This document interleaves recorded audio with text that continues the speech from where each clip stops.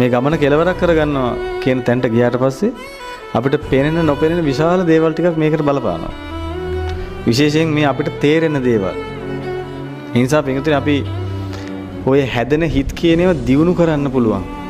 දේවල් පුළුවන් තරම් කරන්න උත්සාහ කරන ඔබටම තේරෙනවද පිටුතුනේ ඉස්සර ඔබට මේ ලෝකෙ ගැන වැටහෙන තරමට වඩා අද වැටහෙනවද සමහරවිට.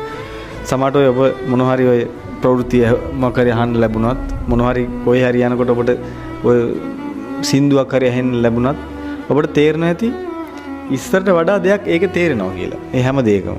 ඔබට පොතක් කියුවත් ඔබට වැටහෙනවා ඇති ඔබට ඉස්සර තේරුණාට වඩා දේවල් තේරෙනවා කියලා. ඔය ඇත්තටම පිටුතු වෙලා තියෙන හිත දියුණු වෙලා වෙ තියෙන්නේ. ඔය හැදෙන හිත දියුණු වෙනවා. ඒ වගේම තමයි හැදෙන හිත මොට වෙනවා. එහෙමත් වෙනවා. එහෙම වෙන්නේ නැද්ද? සමහරට ඔබට දැන් බලන්න කල්පනා කළා ඔබ ගිහි කල කියලා කියන්නේ ඔබ මේ දහමක් ශ්‍රවණය කරන්න කලින් සමහර කරපු කීපු දේවල් සම්බන්ධව ඔබට දැන් හිතනකොට හිතනවා ඇති ඒ මෝඩ වැඩක් නේ කියලා. නේද? එහෙම හිතෙන්නේ නැද්ද? නමුත් ඒ දවස්වල මොකද හිතුනේ?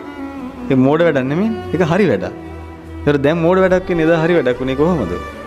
ඔය හිත දියුණු වෙලා තියෙන මේක. ඒ කියන්නේ හිත දියුණු කරන කටයුතු දිගින් දිගට අපිට කරගෙන යන්න වෙනවා. ඒ හිත දියුණු වෙනකොට පින්ගතුනේ තේරෙන දේ වෙනස් වෙනවා හැමතිස්සෙම.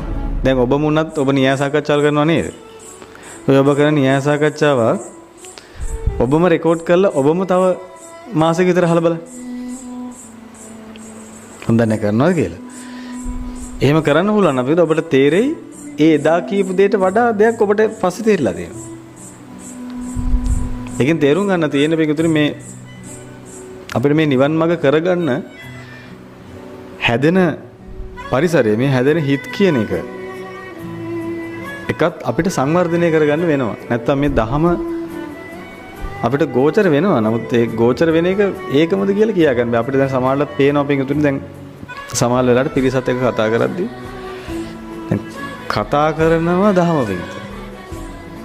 ඒ කතා කරන දහම හරියටම හරි වෙනස. ඒ කිසිම දෝෂයක් නැහැ. නමුත් ඒ කතාවක් කතා කරන්නේ. දැන් ඔබ එහෙම ගන්න එපා පිටුතුනේ අද න්‍යාය මට න්‍යාය තියෙනවා. න්‍යාය කියන්නේ යන්න තියෙනවා මට. එහෙම ගන්න එපා.